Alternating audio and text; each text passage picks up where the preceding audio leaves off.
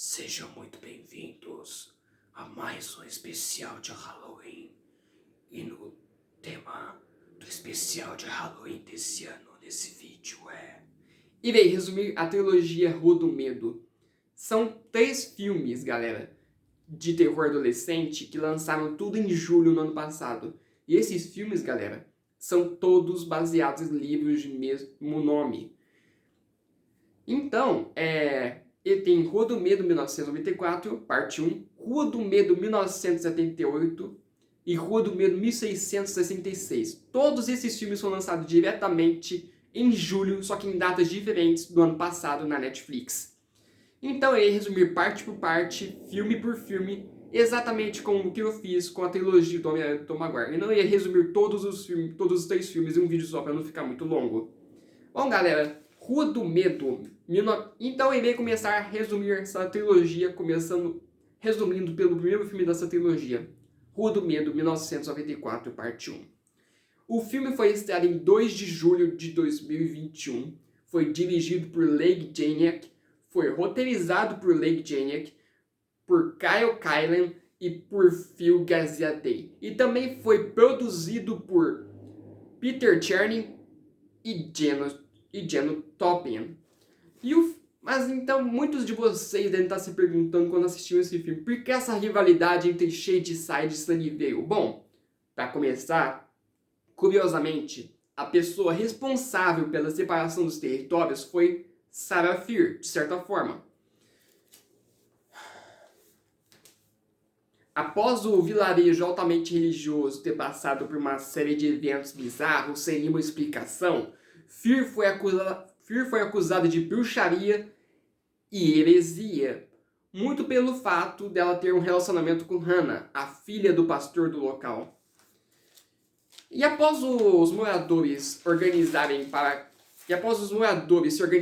para caçá-las, eles decidiram que era hora de separar o trigo do joio, ou seja, dividir Union entre as ovelhas negras e os cidadãos de bem. E é assim que nasceu Shadyside e Sunnyvale, 2 cidades vizinhas que se odeiam, nascidas da intriga, da mentira e da perseguição.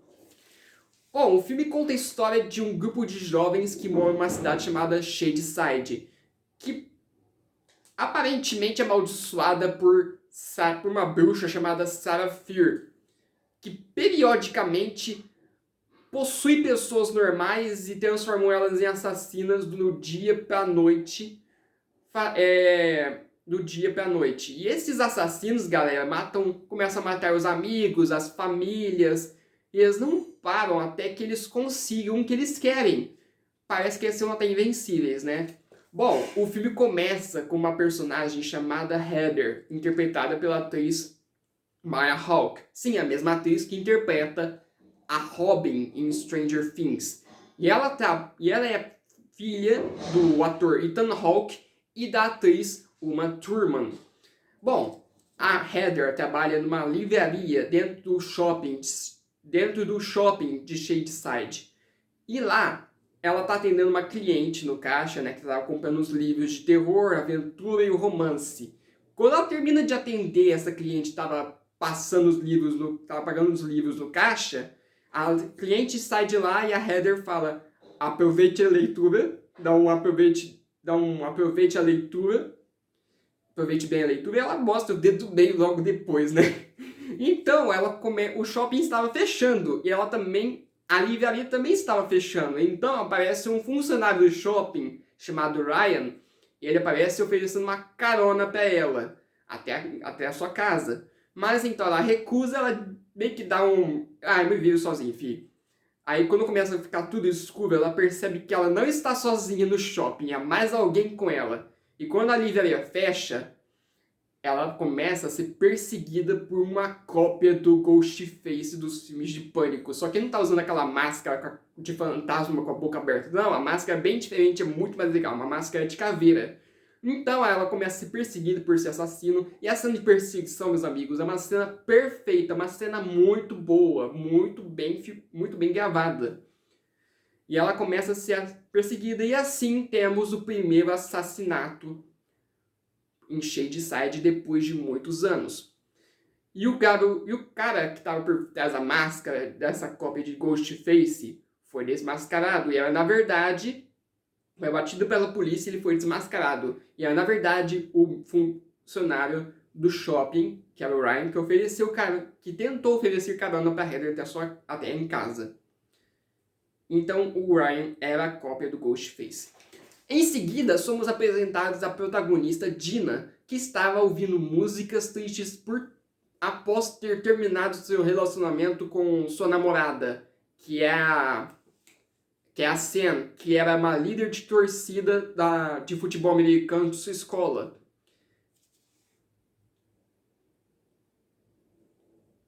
E vai rolar um jogo, né? Entre duas cidades vizinhas, em que praticamente são rivais. No entanto, rola uma treta, né?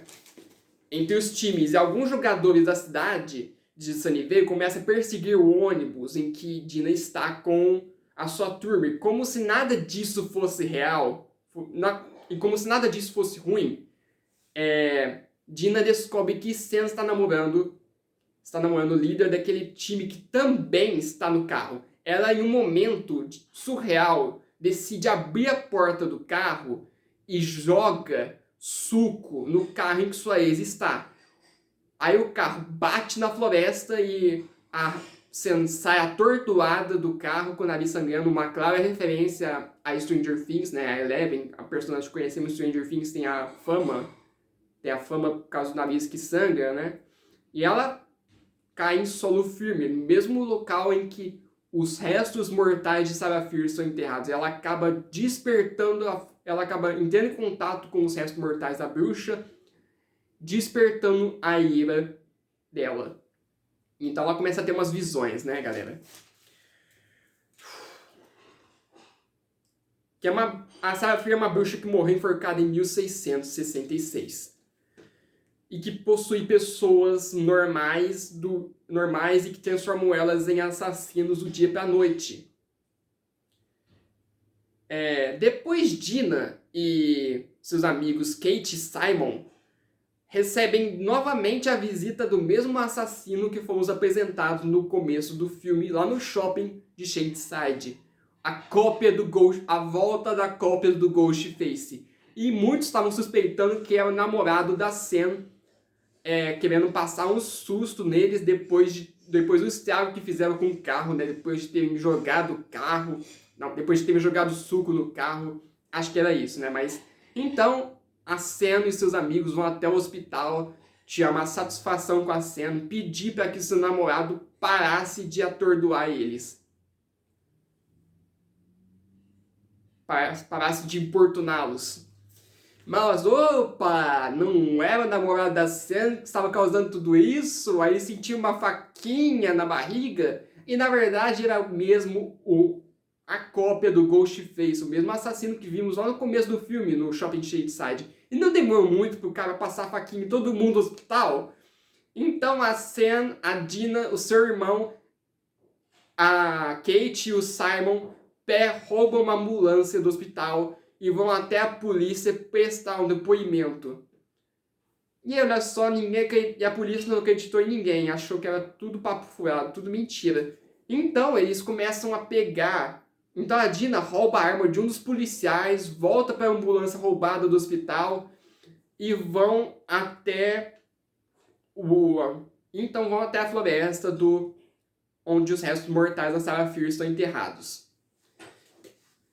Mas antes disso, o Simon teve que parar para fazer o número 1. Não acredito, em momentos desses o Simon teve que parar para fazer o número 1. Mas ele acabou sendo surpreendido por uma garota que estava usando uma lâmina de barbear como uma arma do crime. Ela era uma outra assassina que foi possuída. Era uma outra pessoa normal que foi possuída pela Sarah Fierce e que transformou ela numa assassina também.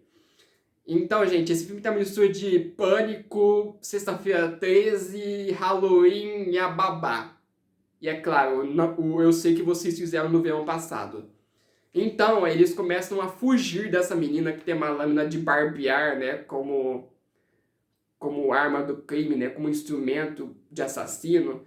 eles fogem dela, mas quando eles chegam lá na floresta onde está enterrados os restos mortais da Sarah Fier no solo, eles começam a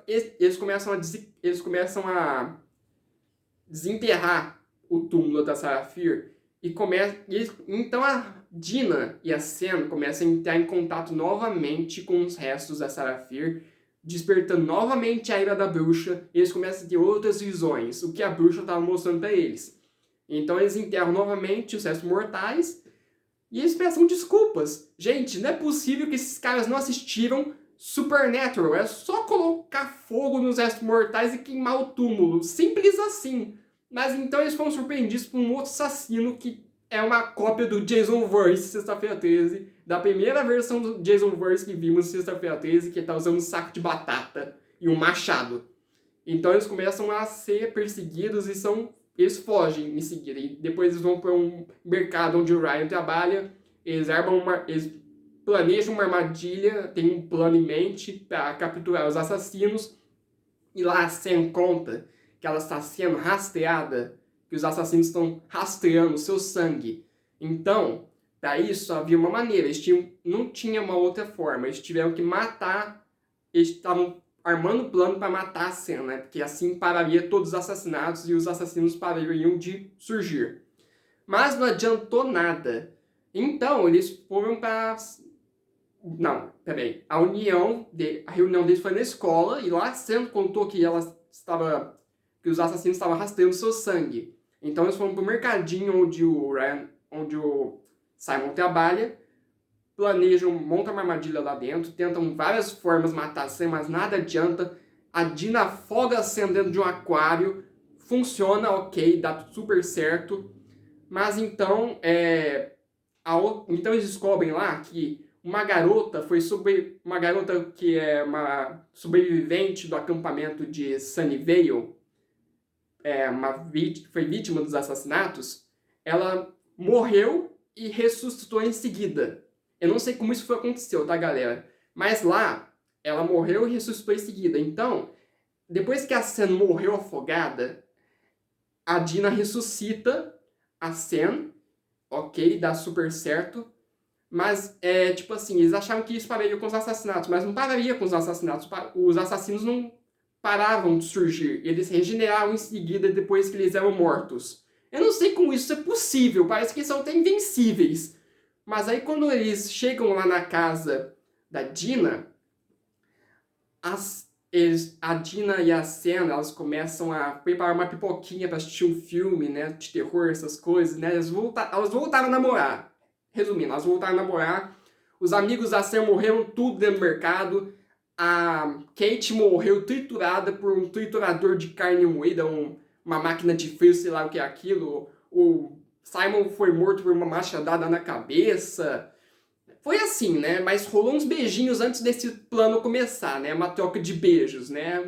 Umas trocas de lance. Então, quando a Dina e a Sam chegaram na casa da Dina, as duas estavam preparando uma pipoquinha para assistir um filme de terror, né? Preparando uma janta, um jantarzinho romântico.